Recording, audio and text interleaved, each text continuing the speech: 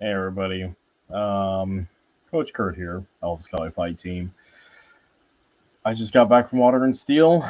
Um, I'm a little, I'm exhausted. I'm, I'm exhausted.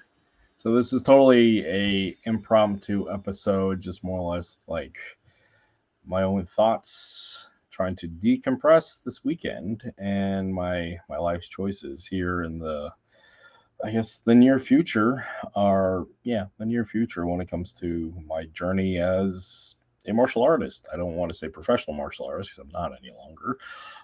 But as a martial artist in general, a Filipino martial arts nerd. And actually, what I bring to this community, I guess, at this point, because I don't teach anything necessarily anymore. It's kind of not my goal, not my intention, not for not for a commercial aspect at least. I'm not here to teach people for income because I no longer need to do martial arts as a source of income. I mean, I'm happy to do it for private lessons and whatnot, but reality is my martial arts journey, as it should have always been, is for me. And where it has led me thus far in this 5 year journey since shutting down the gym, um, yeah, it took me a long time to kind of come to this place. And so let's back up a little bit. So where I'm at now is, yeah, 2019 was a rough year.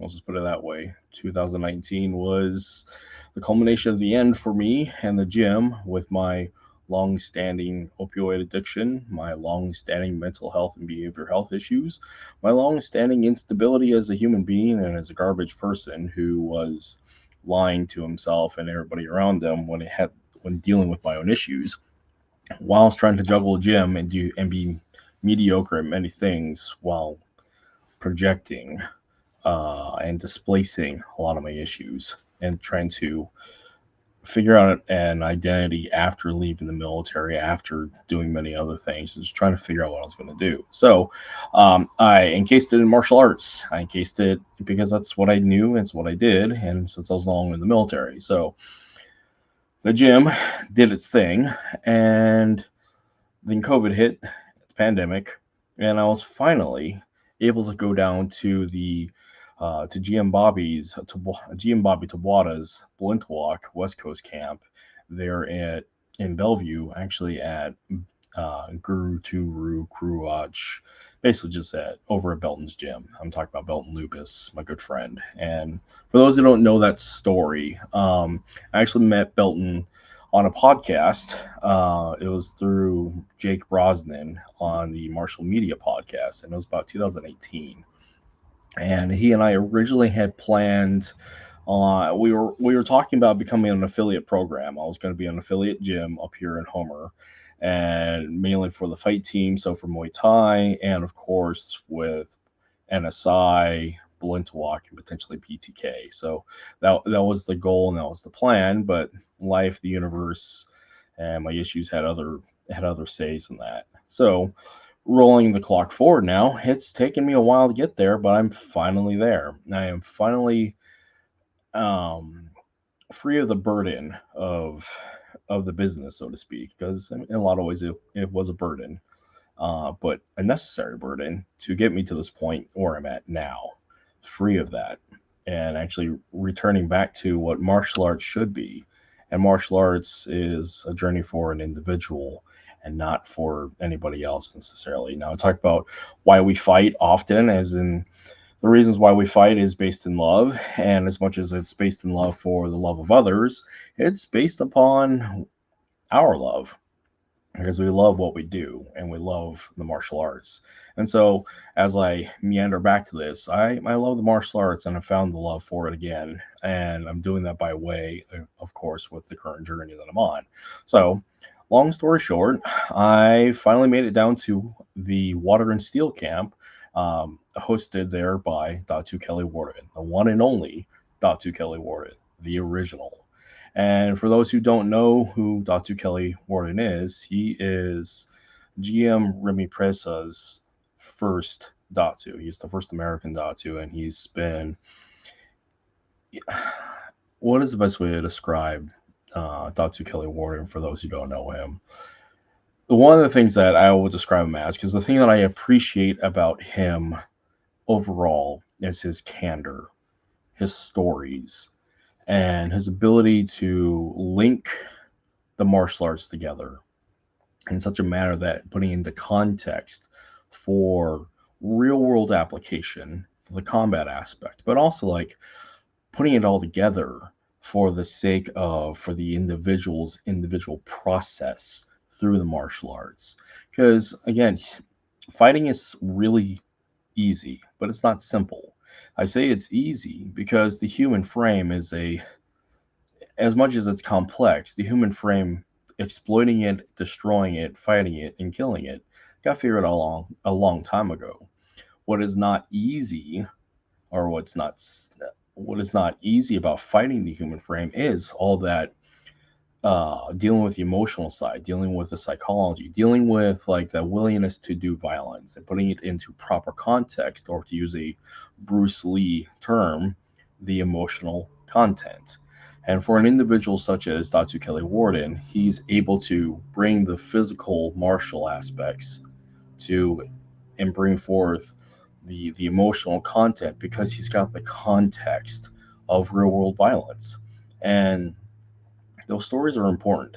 And what's and the Water and Steel camp has been going on for, I think, I mean, this was the 43rd annual camp. So it is the longest running martial arts camp in the nation. And that alone speaks on itself as to its quality and its value.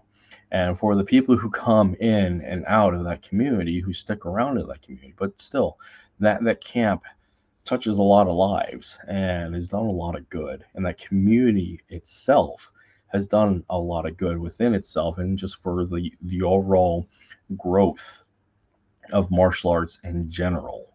And a lot of that comes from like having those honest conversations about what people can do in the capacity of martial arts and violence, but also in the growth and development as human beings.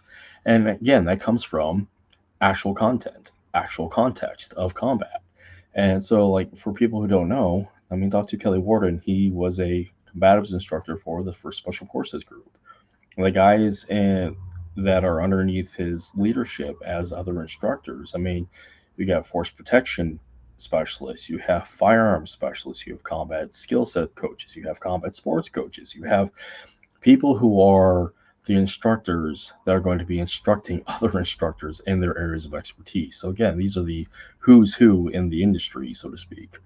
But it's more than just that. This is what we talk about, like a tribal group of excellence that, and I mean, using a bunch of other metaphors like iron sharpens iron, but the men and women that are part of this community, I mean, it is a tribe that is focused on the growth of the tribe, not only in their physical martial prowess, because that's what helps protect the tribe, that's what helps maintain their sense of identity, freedom, and liberty, but also this tribe builds like some serious family bonds.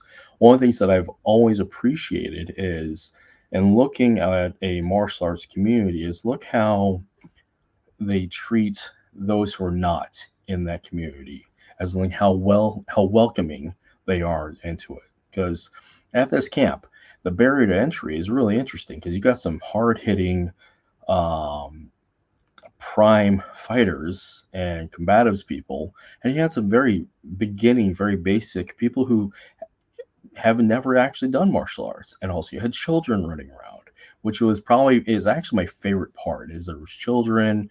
One of the instructors had their dog with them. I mean, it was a family environment. This is again tribal knowledge, tribal wisdom.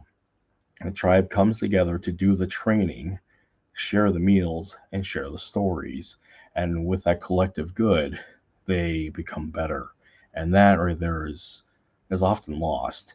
And I mean, you see it some sectors, but this year, as I've gotten more involved with Bull and Talk, and now as I've gotten more involved, finally gotten involved officially with Water and Steel, it's reinforcing that tribal mentality for a common purpose. And it's not just because we're bonding via trauma and shared suffering, like in the case of the military, where that community is created because You're all there because you're in the unit and you deal with what the unit has to deal with, and you don't really have a choice.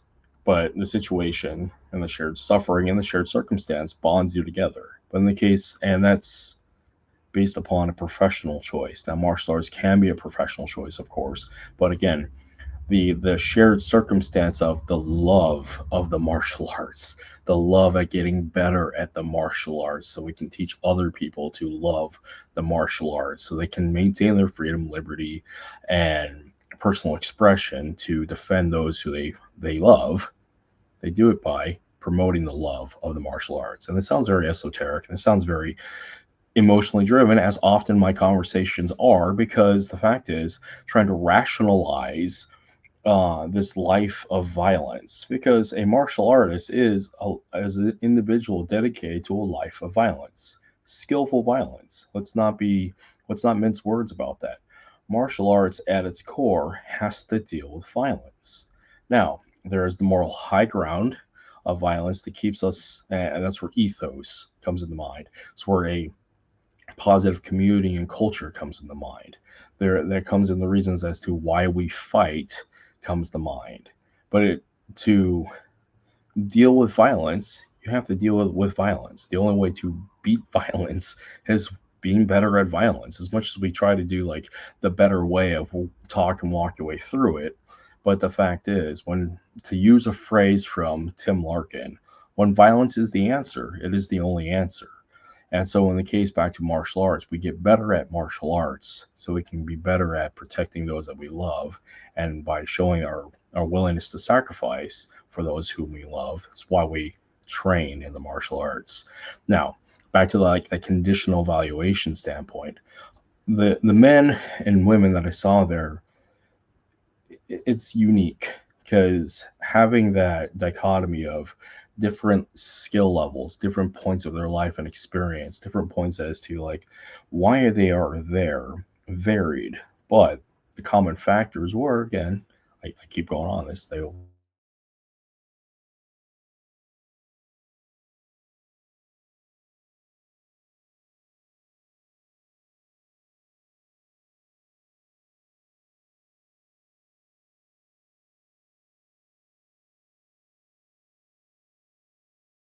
love the themselves. Out there. Oh, there we are. There I'm back. So, um, as the ghost in the shell here, so to speak. So, yeah, the people that were there, as I was saying, I mean, they're there to. It is in a lot of ways. Water and Steel was a train the trainer type camp, and I'm using that as a military terminology because that's the lexicon and language that I understand is coming from the military. But the fact is, it is quite literally a train the trainer camp where you're learning to. For a lot of people who came to that camp, a lot of the professional martial arts there were again professional combat sports coaches, and there was a lot of LEO, and there was a lot of soldiers, and of course there was executive protection, people who are professionally having to deal with violence from the legal standpoint, from being legally qualified to do so and legally responsible to do so because they have the authority due to an oath. And with that, it's just it is incredible to the level of intellect. And I'm talking about my fatigue. I'll go back to that point, but my fatigue from this weekend. I am physically exhausted because I mean we were banging it out there for all day there in the sun in the outside and putting in work. But it's not so much like the physical fatigue of I got beat up because I didn't get beat up, but I put in work. But really, my fatigue is intellectual fatigue. There was so much great information coming at me, and so much great information for me to process and to understand, and like to explain the different viewpoints as to how and why, and the approach as to what to do, how and why is I haven't been around that level of martial intellect in a very long time, and it was very refreshing to be around such high quality individuals that were so. I mean, just beyond their physical craft, the intellectual craft of the individuals at this camp is something that everybody should at least once in their life go experience, if not multiple times, because it's this idea that they are a collective brotherhood that is trying to improve upon so everybody can improve upon and be the best version of themselves. At least that's what I was garnering, what I was gathering. So because the principle and a lot of their stuff is principles based, as fighting should be. Good fighting is principles based, and the principles talking about education of martial arts, education of combat. They talk about the principles of how to learn, to teach people how to learn, which is it's an interesting education standpoint, but to explain it again, this is a train the trainer type camp, and again, the amount of experience. I mean, Datu Kelly alone. I mean, the amount of experience that man has in life in general. I'm not just talking about like martial arts time in the gym. Hey, Datu Kelly.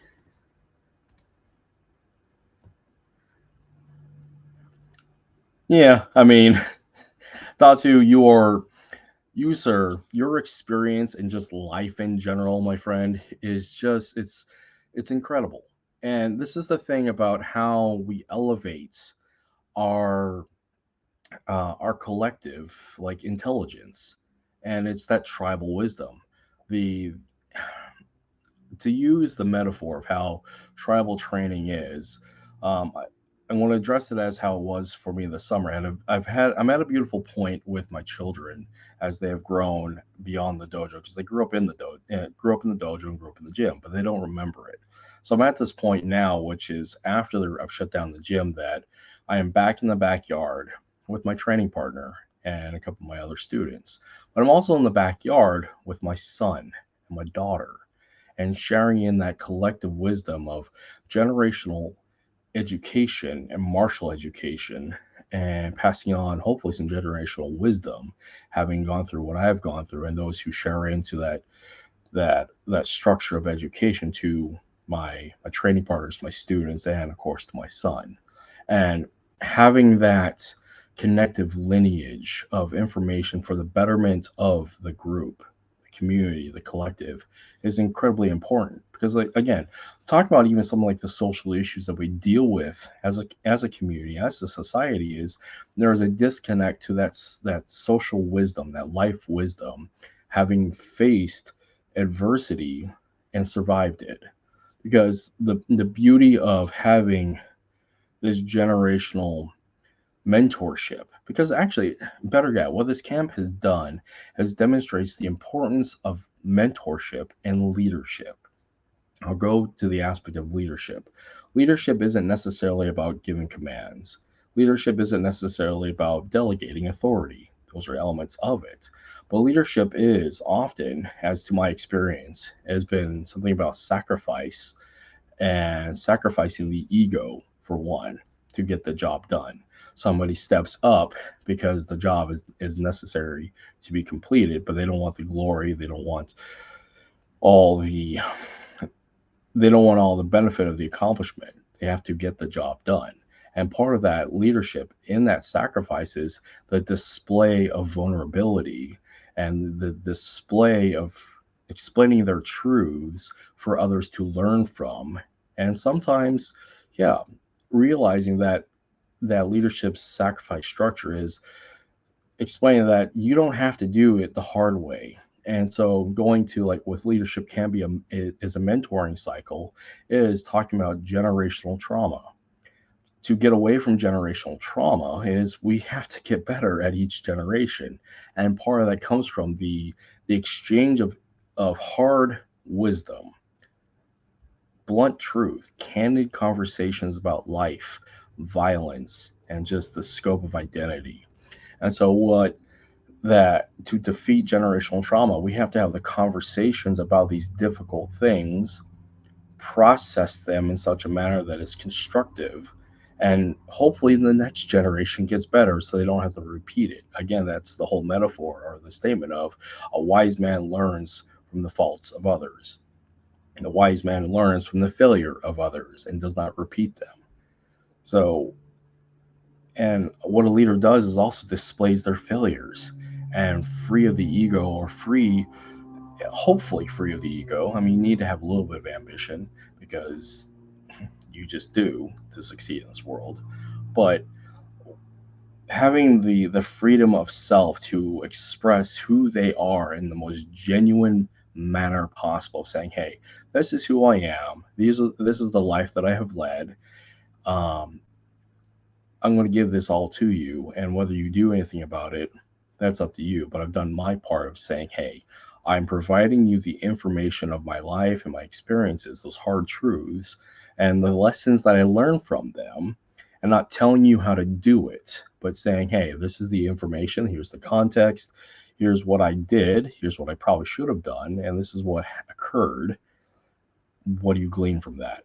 Because that's another thing that I really discovered, and what I really loved about the process of which the common themes of instruction, by way of the camp, is yes, there's a template of principles of fighting that are there, but once you understood those principles, the order did it mattered in the procedural way of like the drilling and striking, but the fact is they wanted you to figure things out based upon within the limits and the parameters of those principles.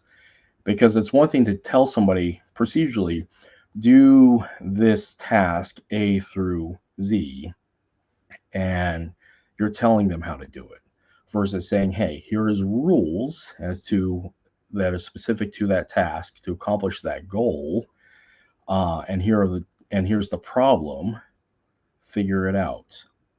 And that encourages growth, that encourages creativity, that encourages somebody to think outside the box. And what was great about the mentorship that was there available with the leadership team and the instructional team is these men and women were there to say, hey, here's the rules, here's the goal, here's the problem. I'm not saying like it's an actual problem, but here's the problem that we're trying to solve in this physical martial puzzle.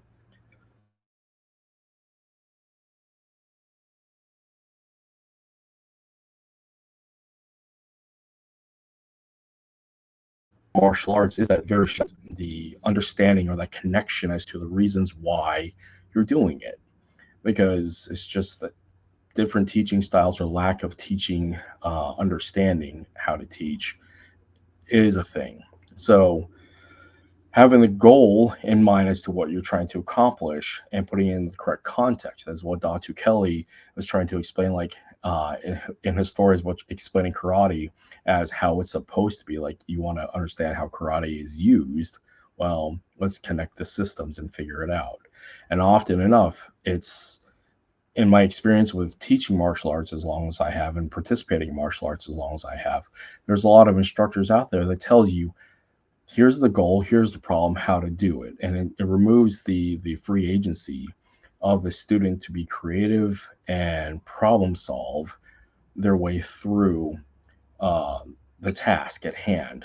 And you end up with martial artists do kata or do forms and have a disconnect as to what those forms are actually intended to do, versus when you have a mentor who says, hey, here's the problem set, here's the outcome and goal that we're trying to achieve, here's the parameters, the principles, and here's a set pattern, or here's a set bit of tools to operate within that structure. But I'm not going to tell you how to do it. I want to give you the freedom to explore that, but within those set parameters. And that again allows for the student the creativity and the freedom of spirit to connect the martial arts as human movement. And that's again the thing that I really appreciate about the methodology of Datu Kelly and the collective group there is that they're principles oriented, they're goal oriented, and they're not going to tell you how to do it. Because clearly they could, because the collective group experience, knowledge, and education that's there, they really could just tell you how to do it. But does but that doesn't mean you can do it. It's up to the individual to go through that process, to do it. So what I'm saying overall is, if you they are at a different level of education, a different level of martial arts education. Because too often, a lot of martial arts training and just training in general is very procedural, as in you will do this, follow along, but without any context. And seeing like the approach that the common themes of this weekend is, it's really fascinating to see their approach of using the rubric of Chinese martial arts, some karate, and some Filipino martial arts as like the lineages of tools to derive from, but expanding out furtherly to see where the principles connect all them together. That, and giving you the freedom. That's the other one too. Is reminding yourself you have the freedom to think and connect and make that work for you was also incredibly powerful and important. And it was very nice to hear that again from such men and women that had such authority in their educational backgrounds as martial artists and combat skill sets instructors. So,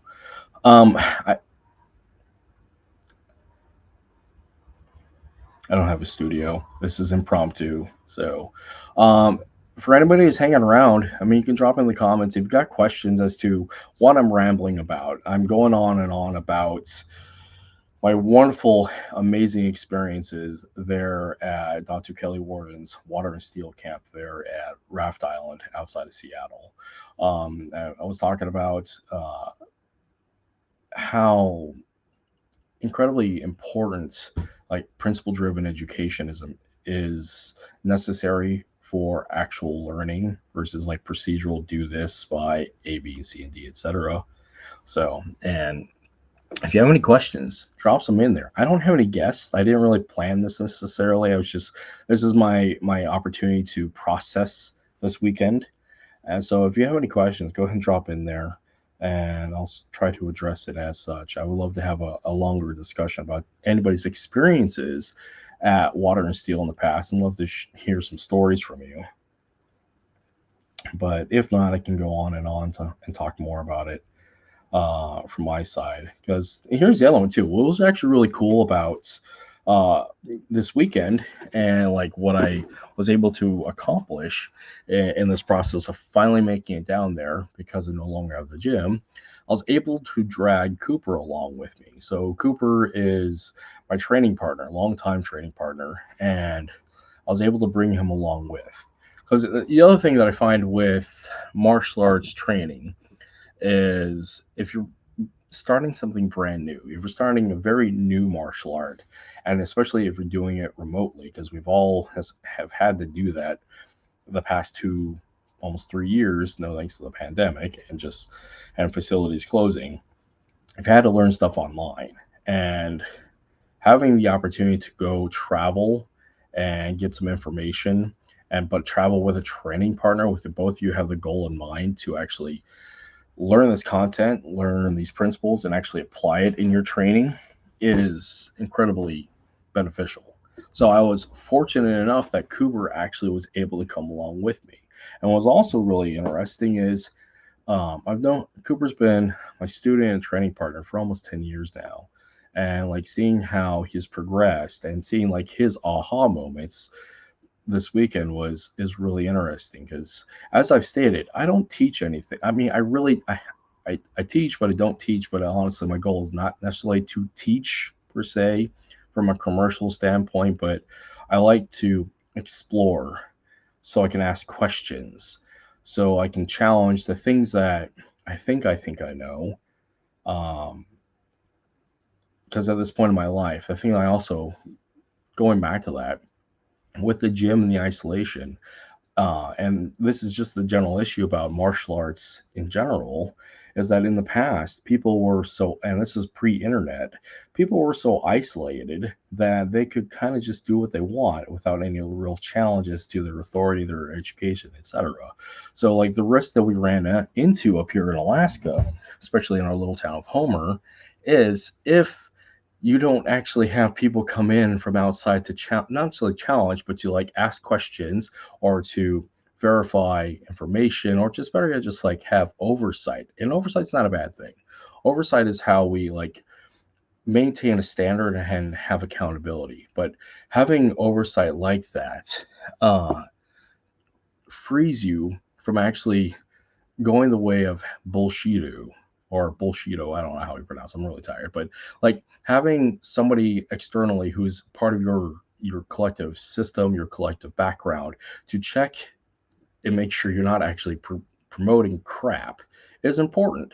And it's not an ego thing. It's just a reality of we have a responsibility as instructors, people who teach martial arts, coach martial arts and combat sports. We need somebody to actually say, hey, you're teaching bad doctrine, or hey, consider this, or hey, this is outdated, or even better yet, if you're teaching a curriculum based martial art, make sure you're following the curriculum. So going down there, having a training partner who's willing to go train and learn these things, and having him and I both observe the methodology, the principles, and like the overall look and feel of what we're trying to do helps him and I inform our training methodology moving forward. And I'm very fortunate for that to happen. And I really want, and regardless of just going to water steel, like any sort of traveling for martial art, if you have a training partner willing to go travel with you to go explore and have myriad adventures, all the better. Because when you come home, they're the person actually training with you, and the both of you can have conversations to bounce off ideas and observations and try to figure things out and see if it works for the two of you, because it's the two of you that are actually going to put in the work together if you don't have a local instructor doing the oversight, doing the observation. But I'm digressing here. But let me get to this comment here. Let's see. Hey, Shannon, what's going on, buddy? So, yeah, freedom of interpretation of fighting styles. You have to learn to deal with vast types of fighting styles. Yeah, you see people have problems when they're only taught one way. That is huge. That's a big deal. When you only have a limited expression and experience, you're only going to have that to draw from, and you run the risk of like you think you know stuff, and what you think you know is wrong. And if ego um, and if you're subject to your ego and unwilling to learn, then will continue to perpetuate ignorance. So yeah, I'm in agreement with you. Let's see what else we got here. You see people who have problems with their own taught one way. Yep. Then you see someone who's up completely on a different pace. There's that. Yeah, everybody's got different learning styles and paces. It makes it hard for guys to adapt. Yep, I can agree to that. So freedom to learn all planes of the fight game is a key in being good at what you do. Experience is key. Oh yeah, absolutely. Experience is key. You have to have um, so in a metaphysical standpoint, to grow is to experience. The summation of who you are as an individual is contingent upon your experiences in life, as to the good, the bad, the ugly, your failures, your successes. So your totality of experience as a martial artist is based upon, did you go do fights? Did you do different styles of martial arts training? Did you go outside of your cultural historical lineage and do something completely different? Did you do something that you started off as a hard style and went to a soft style, or back and forth? Having different approaches to martial arts by being exposed to different martial arts, one, gives you a breadth of experience of, hey, I got to see a lot of stuff. And B, it also gives you an experience of saying, hey, I got to see a bunch of different ways people do stuff. And I get to make my own inferences whether or not I like all that stuff that I saw, or I liked or did not like the stuff that I saw.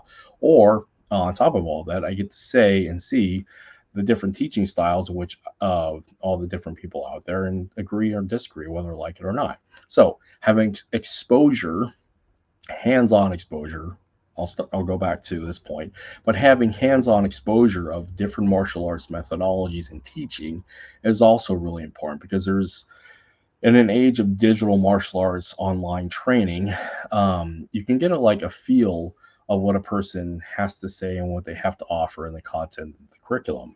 Having digital references is huge, because you can go back and replay and actually have that videography to go back on and look at every time as it was the same at that time.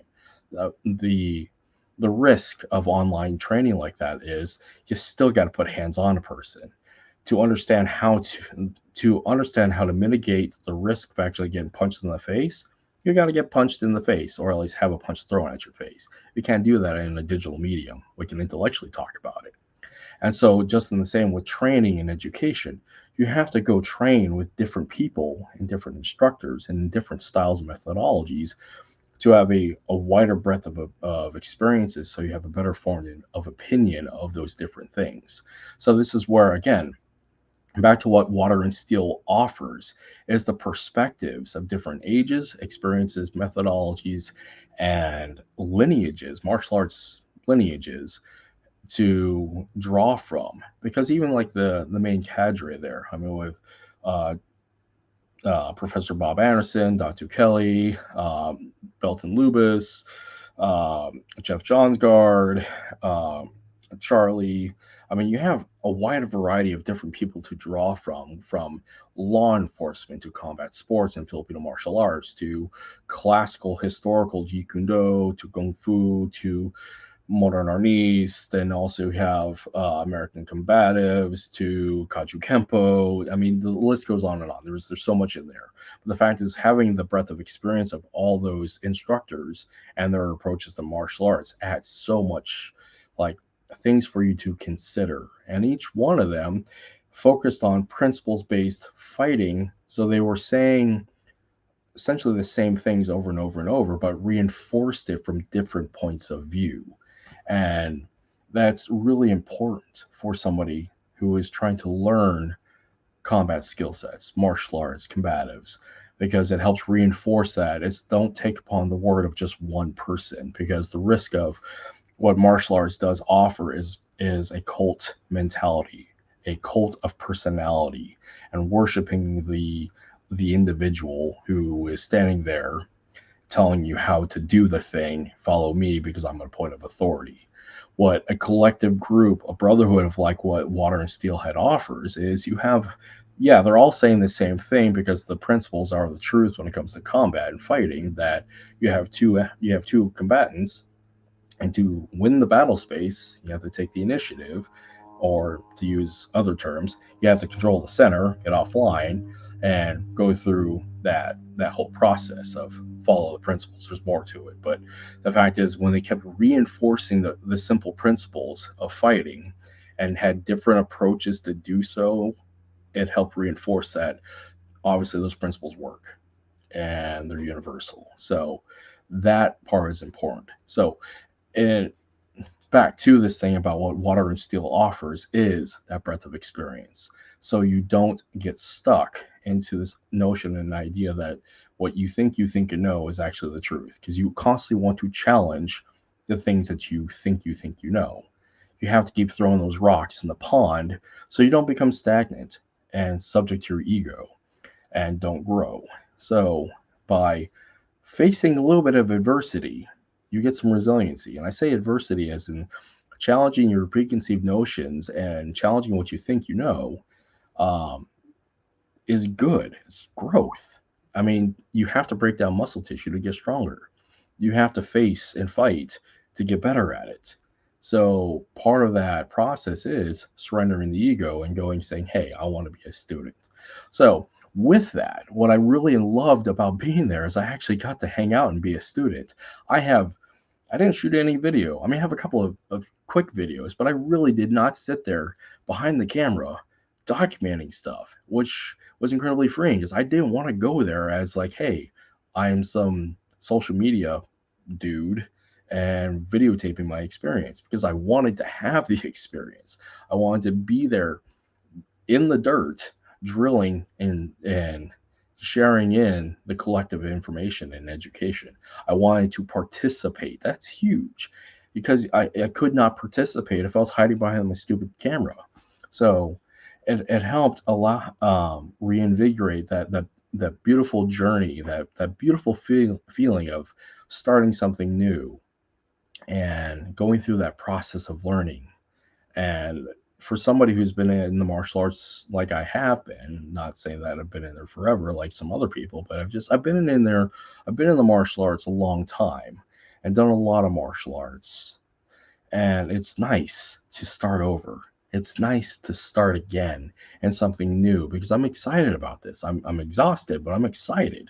I'm excited to see what the what the martial arts world has to offer for me outside of what I have done in the past, seeing what I can do with it into the future, and see how those two things marry up to each other and work well with each other. Or better yet, I would like to see where what I think I know comes into conflict with what I'm learning and see how I can reconcile that to make it work for me, for my process, my experience.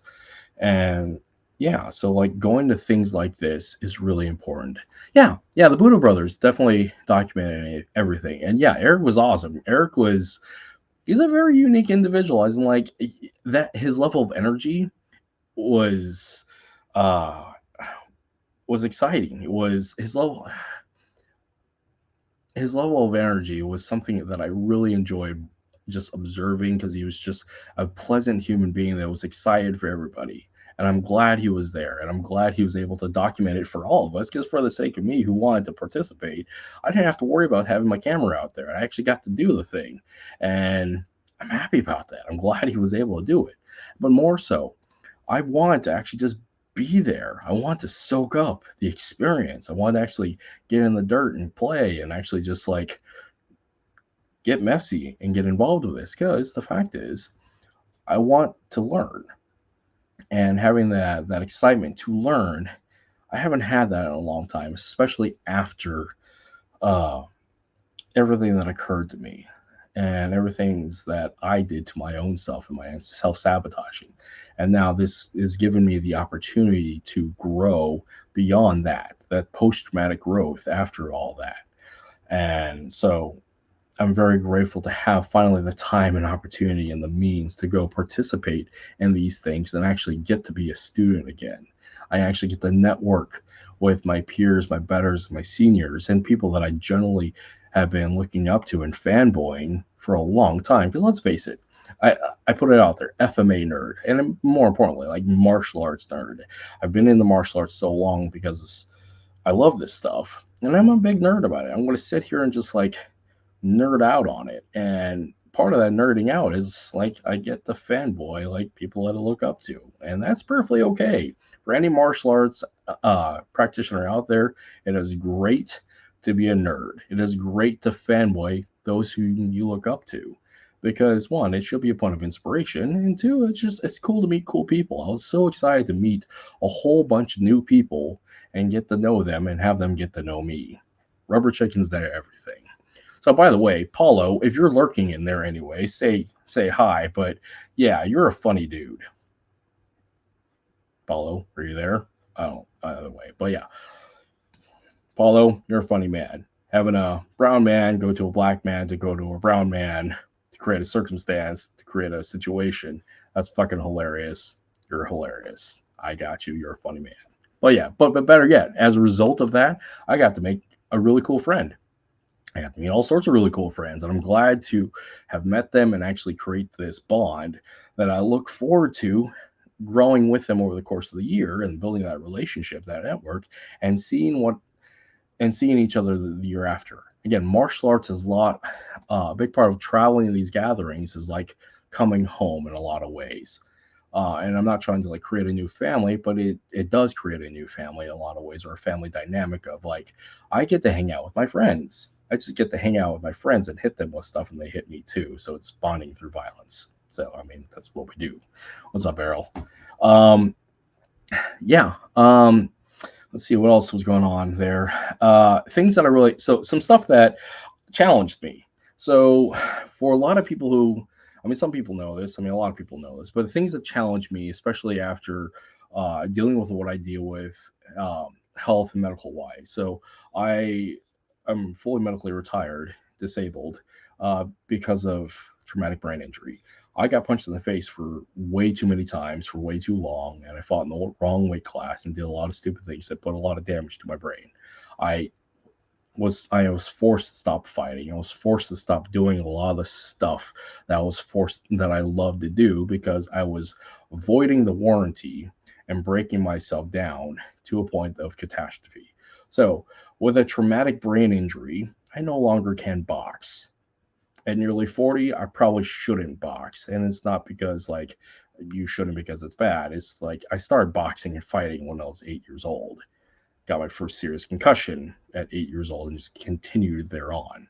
So, my brain, I have to maintain it, but I adjust. And so, like, the things that challenged me and the things that challenge me now is I have some short-term memory loss issues, like me maintaining sequential order, maintaining procedural groupings of immediate information.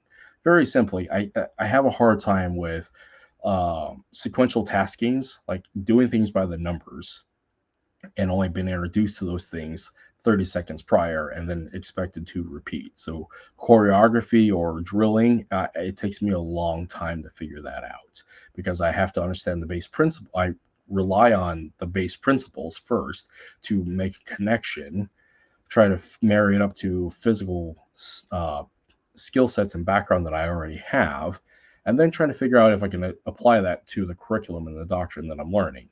Because doing things by the numbers is really hard for me at this point in my life because I just have a hard time remembering things that quick, or that quick as in like it just quickly happened just there. So that's something that I deal with. So like the challenges that I ran into is following the patterns if they're brand new patterns and not overriding it with stuff that I'm already comfortable with and used to doing, and it's already there because of just motor memory connection or that myelination, those training scars. So I have to challenge the preconceived things that I think I know, those pre-learned uh, patterns of movement based upon experience, and then marry them up to, or better yet, reframe those patterns of movement that are already there. It's just figuring out the order of which to do them. That's the hard part. Because like I'm going to switch gears. Talk about Belinta walk here.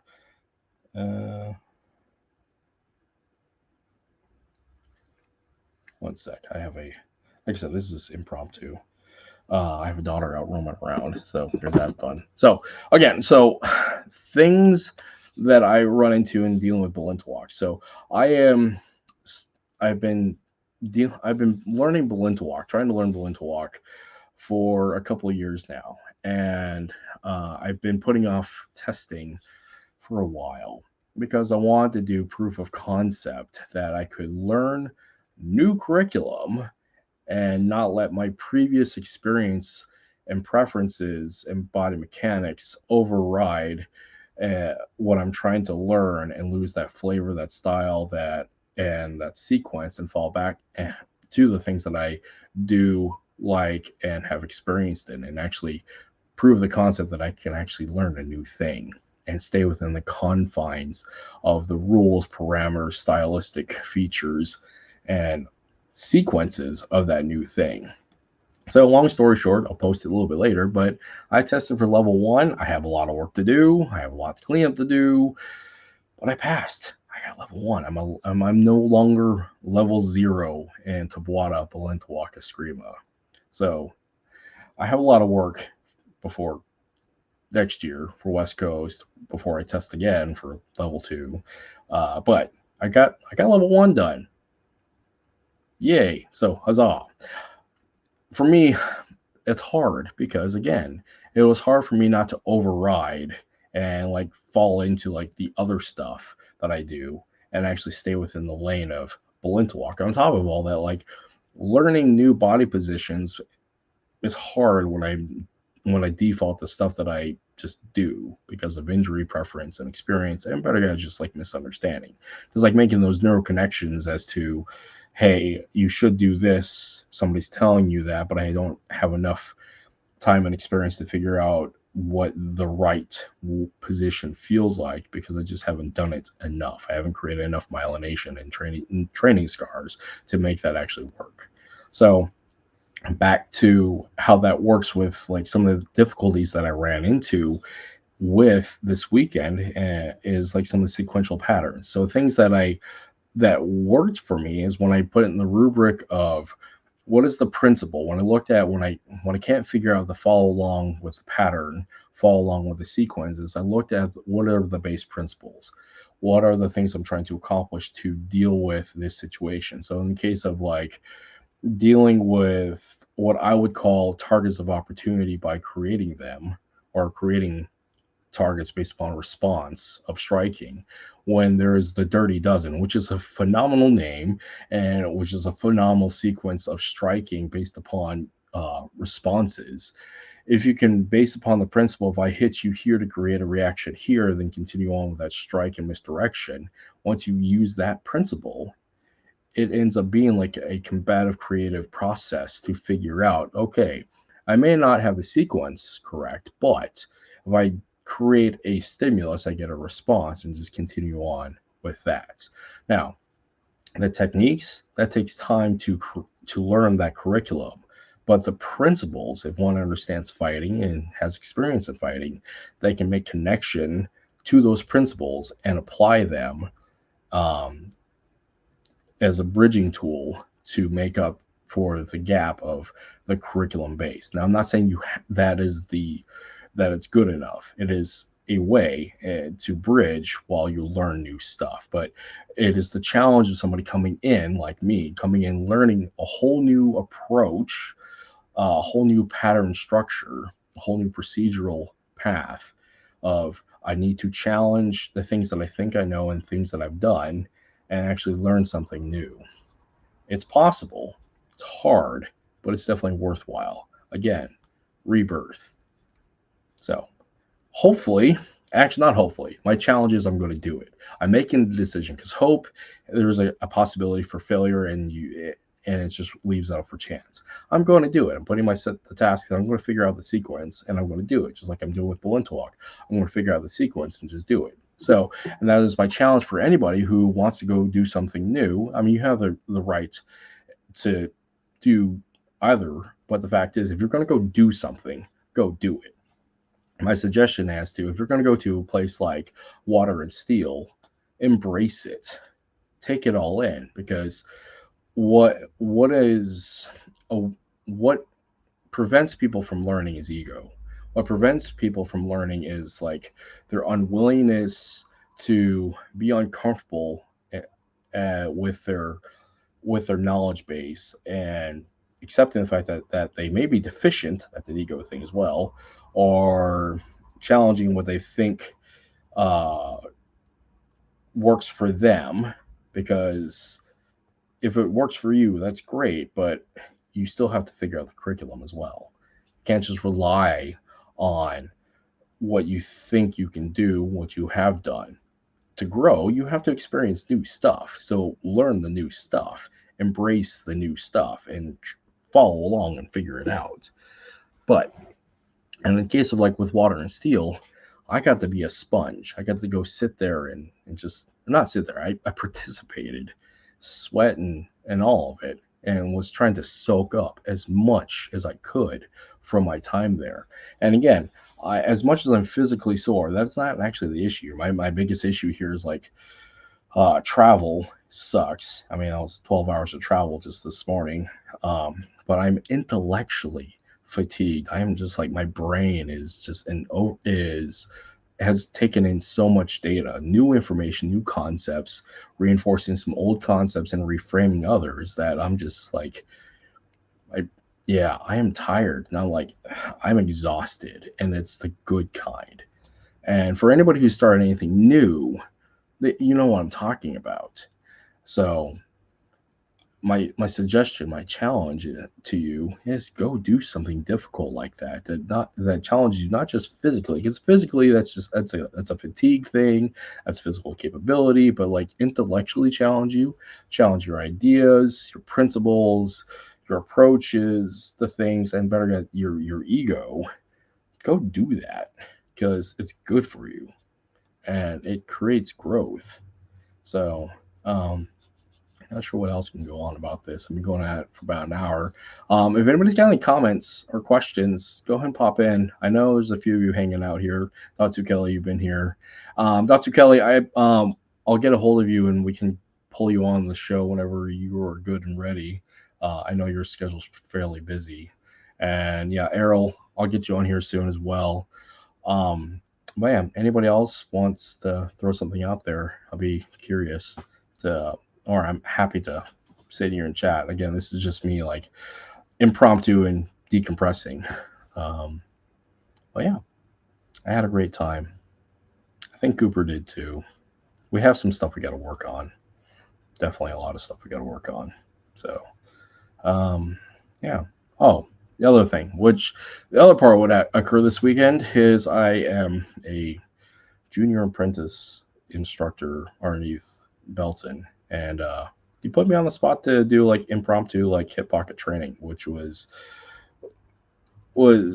interesting. I'm glad I had the opportunity to do so, and yeah, it was the thing that I ran into, and actually this is a good one to pontificate on. I don't teach necessarily anymore. I do a lot of play. I do a lot of exploration.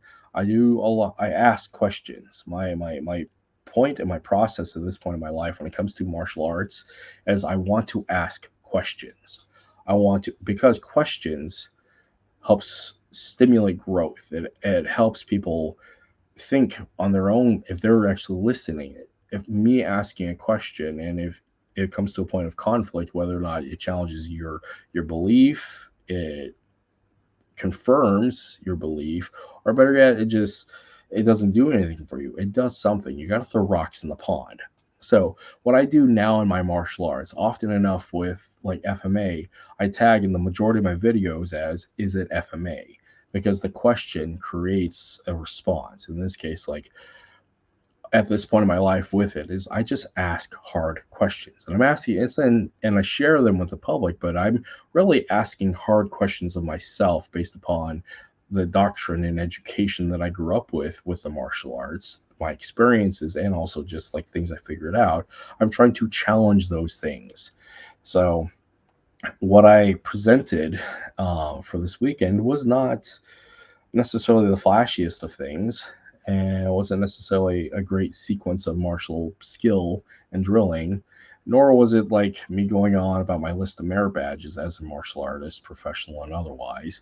What I did is my goal was to talk about four principles, propose a question, and see what happens. Because one, the thing that I actually really took away from this weekend is giving a person the freedom to process and be creative and figure things out for their own body type, their natural body and spirit, within the rubric, the framework of good fighting principles. So telling somebody how to do something does not help them to learn necessarily, not well at least. You can tell somebody how to do it, but it's procedural and it's not necessarily they'll actually internalize it and make it their own. Now, showing them and guiding them along and mentoring them, that's also another level of learning. The one that is where I'm at in my life now is I ask a question, be creative, and figure it out. Now, yeah, there's some tactical and technical points where the result of a person answering the question may be technically and tactically wrong, but the fact they're making the effort to answer the question is actually the whole point of the exercise and the point of like the lesson there. So I at this point talk about creativity, both combative and criminal creativity.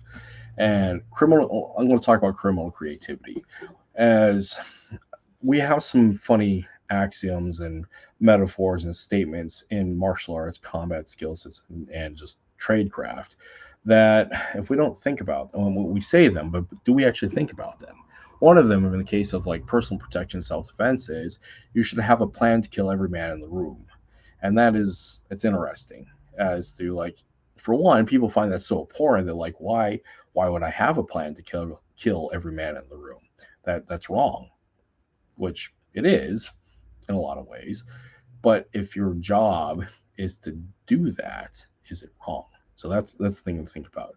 Now, to understand like the criminal mind, to understand how to deal with the criminal mind, you should think like a criminal on occasion if that's your job. Because when you're doing it from the lens of authority, such as by the lens of your badge, by the lens of your oath, you have certain preconceived, uh, you have certain filters that you process that through.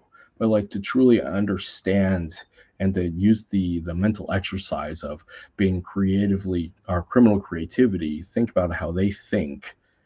That is very, you have a better understanding of like what they do and why they do it, so you'll have a better understanding of how to deal with it, respond to it, and know what you're looking for.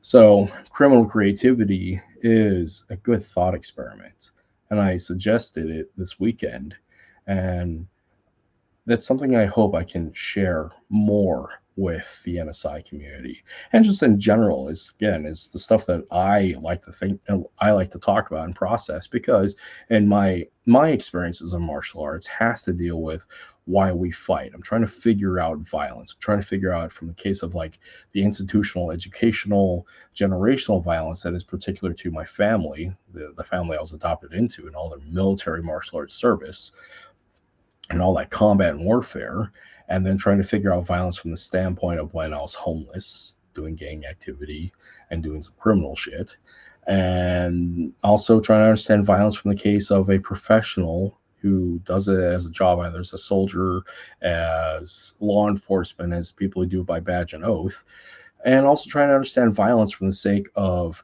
how do we teach it to protect those community social groups that are protected, such as our wives, our daughters, our children.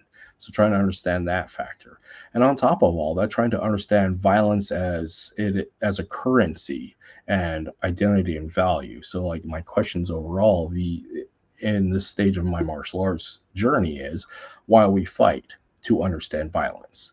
So part of that trying to understand violence is part of my process is understanding the creative criminal mindset.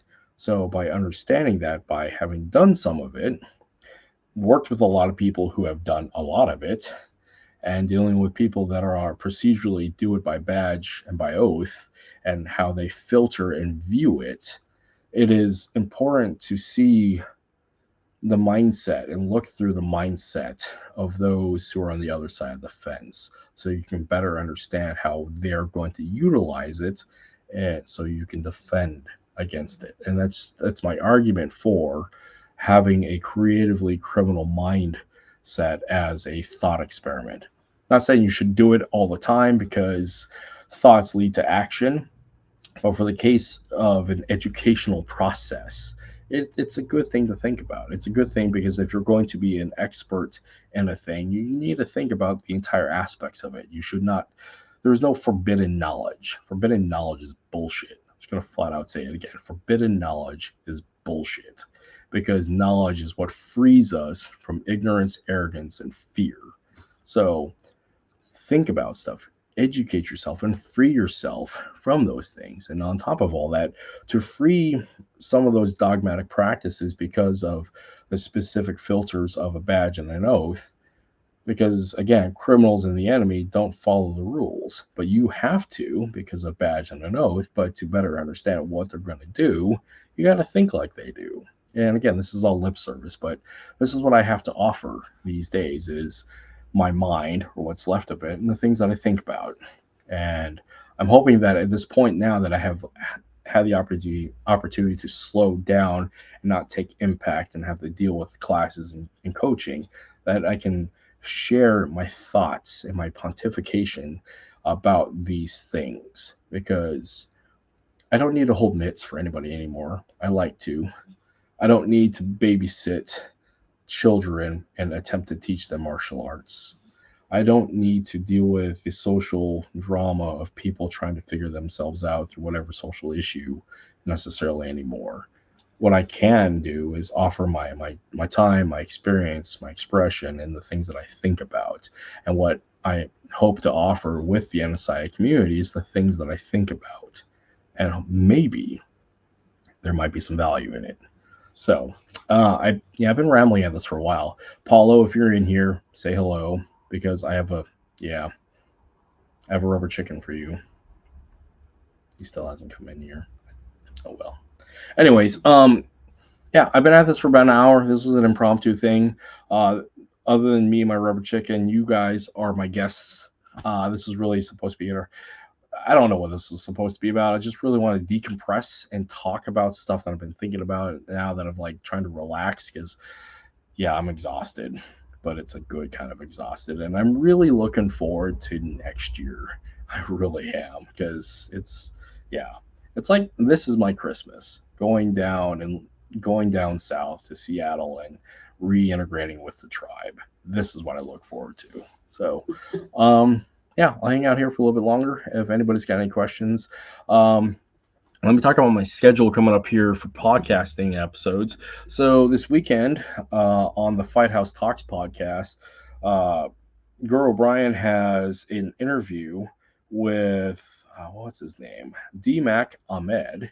I'll figure out the time on when that's going to occur. Uh, Apparently, he is a CLOT practitioner. This guest, and Brian's going to be leading the interview on that. I'm going to be running technical for it, so that's going to be this weekend. I have a guest on September 11th.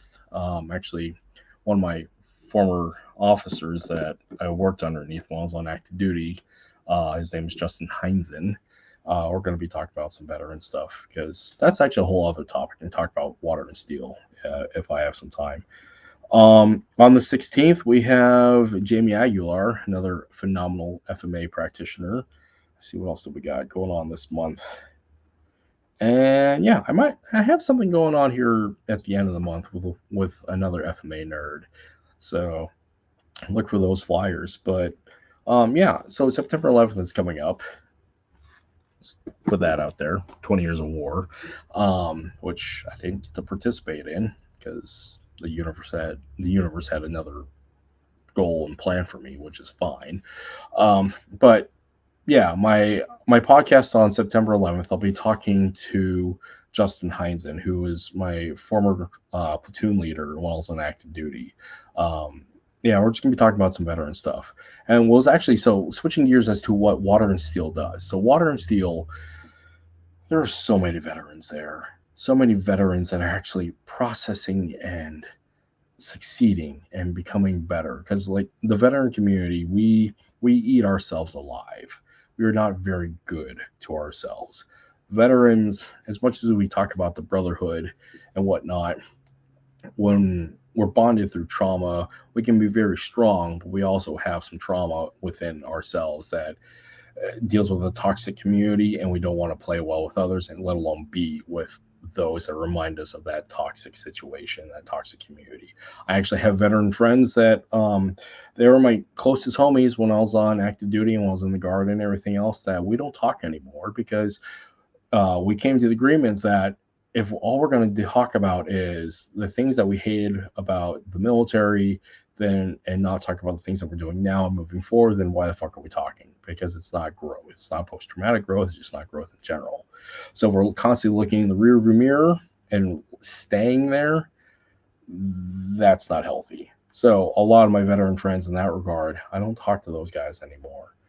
But for the veterans that do move forward, move past that conditional love set identity issue, those guys and gals are amazing human beings. Not saying anybody else isn't, but it is really encouraging for a veteran that is trying to figure out their identity as a veteran who served in a time of war, who actually never made it to the sandbox. Trying to figure that out is tricky. But what I was encouraged with this weekend is actually the amount of veterans that were there and actually celebrating the life of a veteran that passed in connection to the collective community. I never met him, but we had an opportunity to give a send off and goodbye to I believe his name was Jason Little. He was a U.S. Army Ranger, I believe, that was attached to the group. Datu Kelly could correct me on this, but we had a lovely little memoriam for him. It was beautiful and powerful to be witness to. And I got to speak with his parents and meet them. And again, that was very powerful and beautiful to share in. And what was encouraging is, again, like I'm of the belief that the dead are truly dead when they're no longer spoken about, and their names and their deeds and their stories are no longer told. And what was great, I'm not saying great, but one of the things that's just very poignant about my observations with that community is they got to share their stories for a little bit. And there's a little side conversations and comments and things stated about what that individual meant to the group.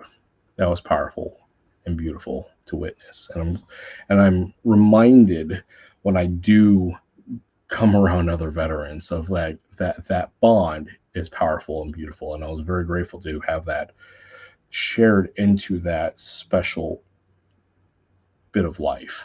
So now what's encouraging about Water and Steel is there is that like that brotherhood, that positive brotherhood, uh those pockets of positive brotherhood still exist uh, in this world. And actually, we need more of them, to be honest, because veterans coming out of service are so isolated. I mean, isolation is what kills us in the long run. I mean, that sense of being alone has been an issue for me up here, and this is why going down there is so important. So, what one of the things that let's talk about veteran groups and veteran programs.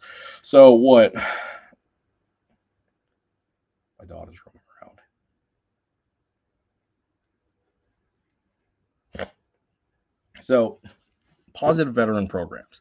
There's a lot of veteran programs out there that do a lot of interesting things. Some of them are good, some of them are great, some of them suck. But though, and I've had experiences with the wide gambit. But with Water and Steel, just thinking about it as a veteran program. Okay, we'll just go that lane because I don't know if it is officially part of the charter, uh, but I, it can be. I don't know if it is. Dr. Kelly or some of the leadership can correct me on it, but from observation, somebody new, Water and Steel, in essence, has a very strong veteran presence. Because I mean, the fact is, Dr. Kelly worked with First Group, so the First Special Forces Group, based out of Fort Lewis, Washington. There, um, Professor Bob Anderson is a veteran. I mean, there's a lot of veterans in that group themselves. But my point being is that as for veteran programs, they're available. Water and Steel as a martial arts is like a collective tribal community group that shares through that bonds through a shared experience. And we'll say shared experience through like collective training, education, sharing a meal, sharing stories. That's healthy because they're doing it for the betterment of the group collective rather than just being stuck, getting drunk, talking about the glory days and not actually doing something constructive.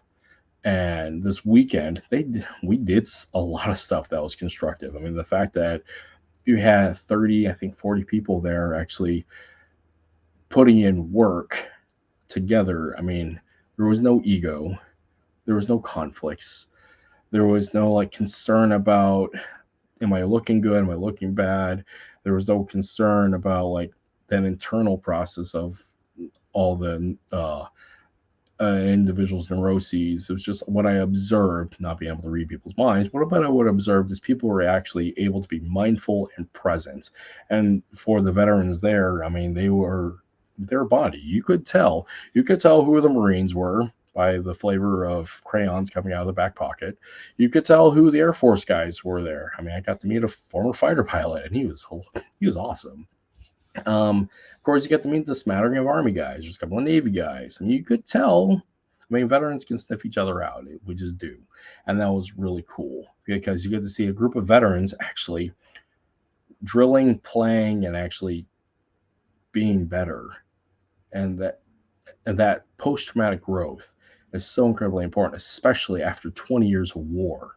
And having places like Water and Steel is a good place to like put purpose behind a lot of pain and reshape, reform. And again, like back to this thing, what Datu Kelly said in his own words, we all experience rebirth. And that comes from one, being present and mindful enough to actually commit to an action, having the courage, the bravery to actually go do the thing, face that adversity, and also like having the mindfulness and the presence of mind to like embrace it and actually be there. And for the better of it, like you don't have time to think about stuff because you're doing stuff, and that's great. I mean, yeah.